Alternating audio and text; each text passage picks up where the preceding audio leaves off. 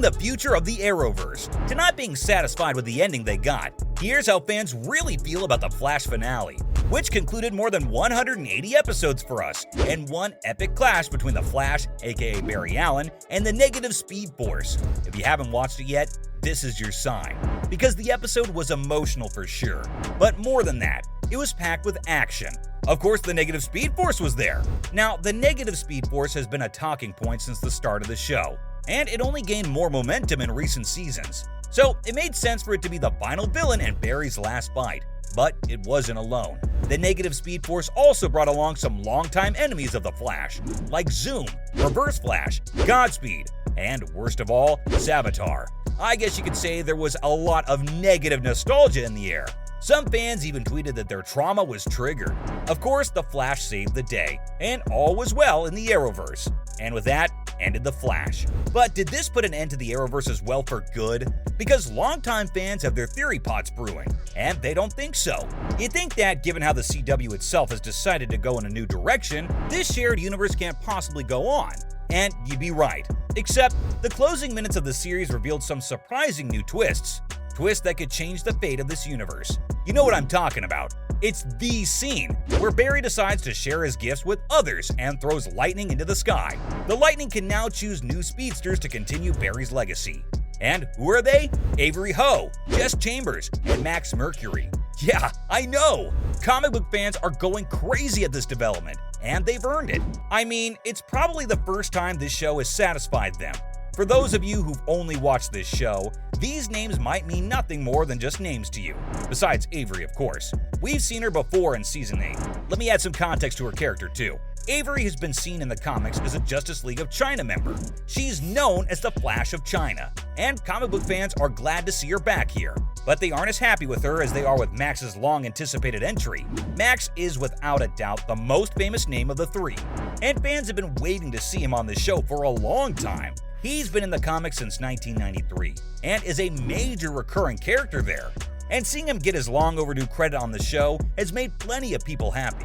Now, Jess is a very new addition compared to Max, but what makes their presence so exciting is that they're the first non-binary Flash. And as far as fans are concerned, the future of the Arrowverse is in very capable hands. One fan took to Twitter, writing how excited they were to have these three in one frame. Other fans have expressed how this creation of new speedsters means that the universe hasn't really concluded, and a revival or spin-off can easily be launched these days.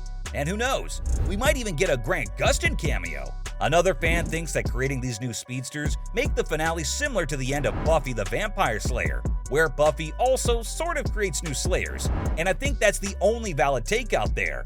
One fan probably summed it all up in this one line. Avery Ho, Max Mercury, Jess Chambers. Thank you, Grant Gustin.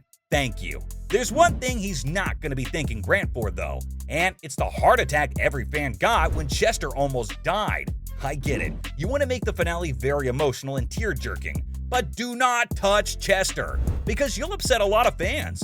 Chester was literally lifeless after his encounter with the Reverse Flash, and he was already causing heartaches on Twitter for viewers watching the finale live on the CW. Fans were really worried about him, writing stuff like, "Did Reverse Flash just kill Chester?" pleading for it not to be true. Thankfully, it wasn't, and we all saw Chester coming back to life, before sharing a heartwarming and, might I add, rather steamy kiss with Allegra. Fans were relieved, but at that moment, they were also confused, because he was dead, wasn't he?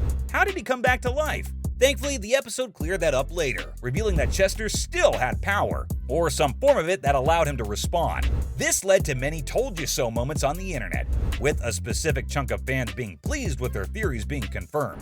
One wrote that they always knew that Chester never lost his meta qualities. He just didn't use his powers. In reality, it was only Cisco who lost his powers with the cure. And speaking of Cisco, he was a hot topic of discussion after the finale, even though he wasn't in it, not even for a Flash, pun intended. And that's precisely what the discussion was. They brought everyone back, but Vibe doesn't even get one mention? Like, he was a vital part of the OG team of the Flash. And he should have been there for Nora's birth sequence. At least Nora herself is there and Cisco isn't. One fan even tweeted how the finale would have been 10 times more interesting if only Cisco was there. And another couldn't believe that they were doing this ending without him. As it turns out, the issue wasn't connected to the story or anything. Carlos Valdez, the actor who plays Cisco, is working on other projects right now, and he couldn't make it due to scheduling conflicts. But fans are still not convinced. I mean, you still could have mentioned him. How hard was one reference gonna be? Just one flashback. That partyish scene was the scene of all important characters coming together, and Vibe's absence was felt by every viewer. One fan wrote that it was just absurd. Like, they couldn't have anyone call him. You've got people returning from the dead, but not the living? Caitlin literally came back to life, and we even see her talking to her mother on the phone. One fan angrily stated that she could have easily talked to Cisco instead. Wouldn't you want to know how she's doing? While we're on Caitlin, though, the feelings around her resurrection are still divided. Sure, most fans are very happy, with Twitter users writing how her absence was simply disrespectful, and they're so glad she's been brought back to life. Another one was particularly thankful to the writers for the cute hug she shared with Barry. It gave some closure to her non-death now, and to fans, it felt like justice for how everyone immediately moved on from her. Still, fans also agreed that Caitlin's potential was wasted this year, with one even suggesting that she should have been written out when Cisco left, but they were happy with her return, just as they were happy with the return of all the major enemies. You've got to admit, that was the most exciting part of the episode. Savitar and Zoom in one frame? That had fans on the edge of their seats. And not to mention, completely traumatized and horrified for their favorite characters. One fan jokingly thanked the writers for getting them Godspeed and Reverse Flash in one room, with another tweeting how that's just too much power, even for Barry Allen. And they were right. I mean, Savitar, for one, did nearly break his family once again. Fans on Twitter talked about how nasty his dialogues were, especially when he's about to kill Nora, and he says, "Your mother escaped this fate, but you won't." Thankfully, Nora saves the day and herself, and longtime fans couldn't be more proud of her. Like, yes, daughter! Speaking of Nora saving herself, baby Nora finally enters the world, and fans think that made for a cute, almost full circle ending. She also had lightning eyes, which was a nice touch for some viewers.